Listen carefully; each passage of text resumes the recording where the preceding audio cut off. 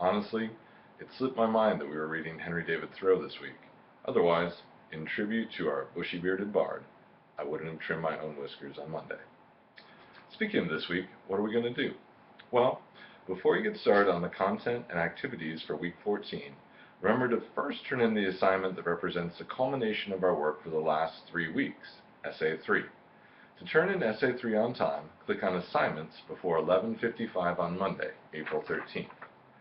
As stated in your syllabus, you are allowed to turn in Essay 3 up to 1 day late, that is up until 11:55 p.m. on Tuesday, April 14th, for partial credit.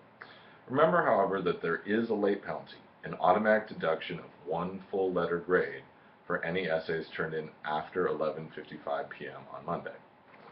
After submitting Essay 3, you can turn your attention to the content and activities for week 14, when our focus will be on developing the skills and knowledge you will need for midterm 2, including an ability to analyze the elements of problem-solution proposals.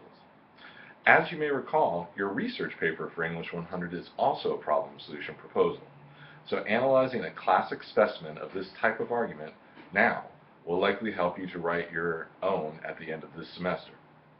To start to develop these skills and this knowledge, you need to complete 4 additional academic tasks next Sunday, April 19th. First, learn the lessons for week 14. To access that content, click on the link labeled Lessons on the left-hand side of this Telnet site. Second, take Quiz 2, which will be based on the concepts covered in the lessons. To do that, click on Tests and Quizzes. Third, read Civil Disobedience by Henry David Thoreau.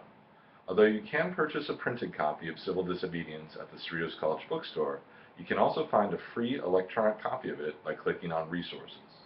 Fourth, write Read and Response 10, which will be about civil disobedience.